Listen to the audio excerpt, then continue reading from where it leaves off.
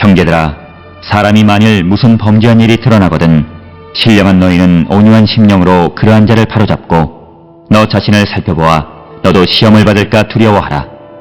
너희가 짐을 서로 지라. 그리하여 그리스도의 법을 성취하라. 만일 누가 아무것도 되지 못하고 된 줄로 생각하면 스스로 속임이라. 각각 자기의 일을 살피라. 그리하면 자랑할 것이 자기에게는 있어도 남에게는 있지 아니하리니 각각 자기의 짐을 질 것이라. 가르침을 받는 자는 말씀을 가르치는 자와 모든 좋은 것을 함께하라. 오늘 우리가 함께 읽은 갈라디아서 6장 1절로 6절 여기에서는 그 위반한 자들에 대한 어떤 처리에 관한 것인데, 이것은 갈라디아서 6장 1절로부터 10절에서 그리스도로 인하여 악의 세력으로부터 해방된 자들은 믿음의 공동체 안에서 책임감을 가져야 된다라는 것을 우리에게 강조합니다. 특히 바울은 서로 짐을 나누어 주는 자가 되어야 함을 강조하면서 1절 6절에서는 위반한 사람들을 처리하는 것에 대해서 언급하고 있습니다. 갈라디아서 6장 1절에 형제들아, 사람이 만일 무슨 범죄한 일이 드러나거든 신령한 너희는 온유한 심령으로 그러한 자를 바로잡고 너 자신을 살펴보아 너도 시험을 받을까 두려워하라.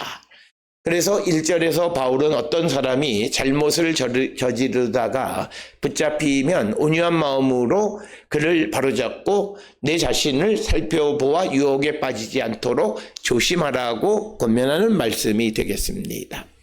특별히 오늘 주시는 본문에 신령한 너희는 이라고 하는 이 말씀은 영적인 사람인 너희는 이란 뜻입니다.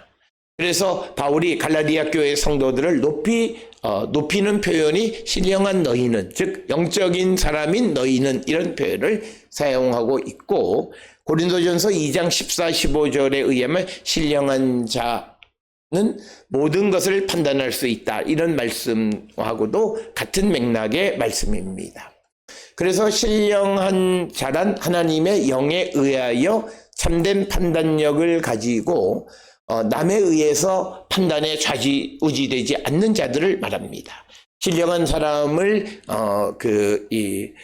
채우는 것은 다름이 아니라 십자가에 달리신 그리스도의 마음이라고 하는 것이고, 그래서 시험을 받지 않을까 두려워하라. 시험은 곧 유혹을 의미하는 그런 말씀이 되겠습니다.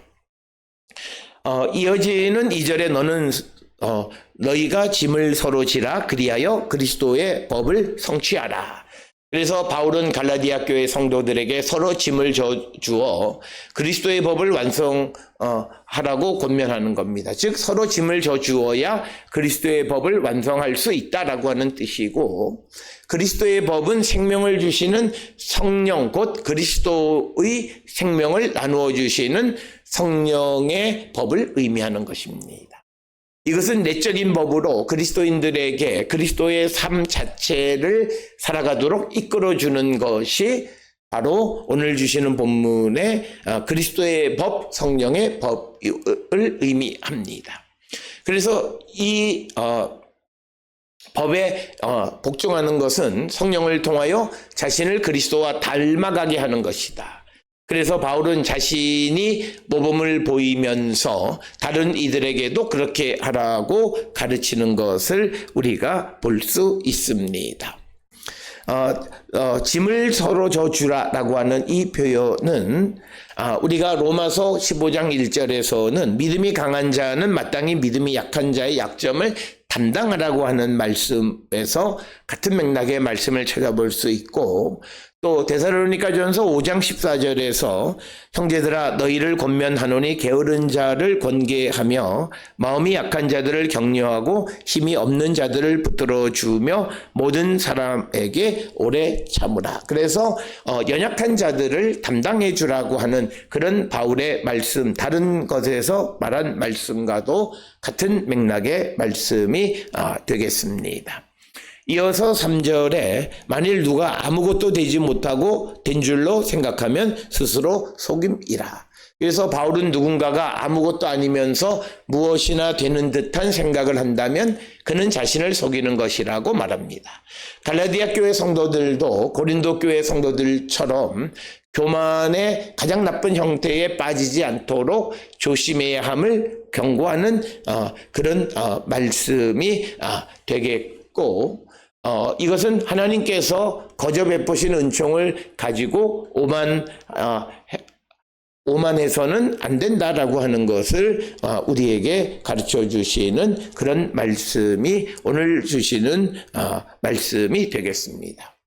따라서 우리가 잘 아는 대로 고린도전서 3장 18절에 아무도 자신을 속이지 말라 이런 말씀이 있습니다.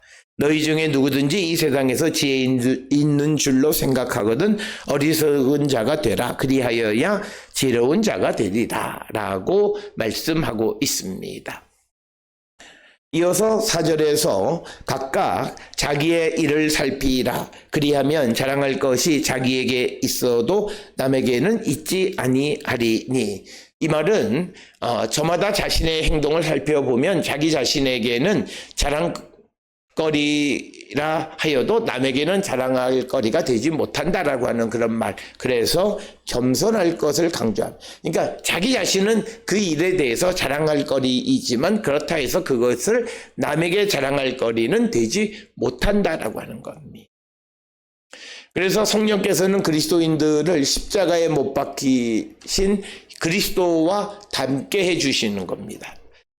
그에 따라 모든 그리스도인은 자기가 지닌 성령의 열매를 두고 기뻐하고 또 그것을 자랑스럽게 생각할 수 있습니다. 그러나 자신을 다른 사람들과 견주는 순간 그는 다시 세속으로 빠져드는 것이다 라고 하는 것이 오늘 주시는 본문의 말씀에서 각각 자기 일을 살펴서 자랑할 것이 자기에게, 자기 자신에게는 자랑할 수는 있지만 남에게는 자랑할 수 없다라고 말하는 것이고 각각 자기의 짐을 질 것이다 라고 말합니다.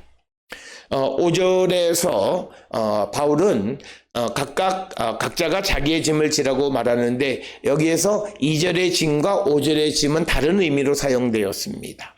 2절에서의 짐은 공궁이나 노고와 같이 사람들에게 부담이 되는 것을 의미합니다. 그러나 5절의 짐은 하나님의 심판을 의미하는 겁니다. 이 짐은 곧 자기의 모든 자기의 죄와 관련해서 심판자이신 하나님 앞에서 져야 할 짐을 의미해요. 그러니까 쉽게 얘기하면 각각 자기의 짐을 질 것이라는 것, 하나님 앞에 자기가 행한 대로 심판받을 것이다 라는 그런 의미가 되겠고, 특별히 2절에서 너희가 짐을 서로 지라고 하는 것은 다른 사람들을 도와주는 의미의 짐을 지라고 하는 그런 맥락의 말씀이 되겠습니다.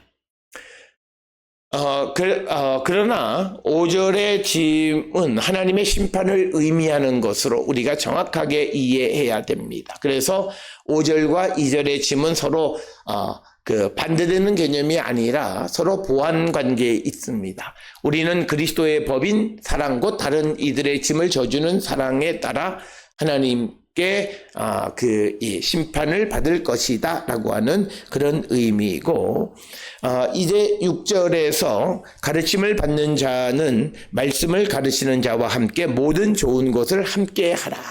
즉 말씀을 배우는 자는 그것을 가르치는 자와 좋은 것을 함께 나누라는 것. 여기서 말씀은 그리스도교의 교리를 가르치는 것을 뜻하는데, 좋은 것이라고 하는 것은 영적인 것을 의미하는지 아니면 물질적인 것을 뜻하는지는 분명하지 않습니다.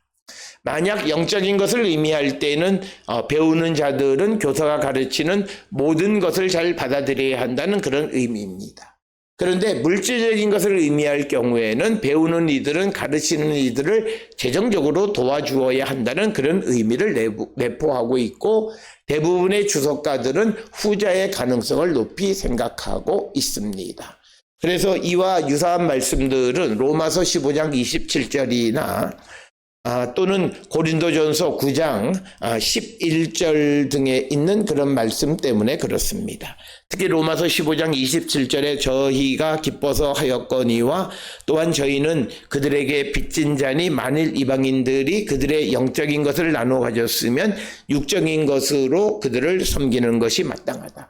영적인 것을 받았으면 육적인 것으로 섬기라는 말씀이 있고, 고린도전서 9장 11절에 우리가 너희에게 신령한 것을 뿌렸은즉 너희의 육적인 것을 거두기로 과하다 하겠느냐. 그래서 영적인 것을 나눠주고 그 육적인 것으로 섬기라고 하는 그런 말씀으로 이해할 수 있고, 이것은 누가복음 10장 7절에 예수님의 가르침에서도 우리가 엿볼 수 있는 그런 말씀이 되겠습니다.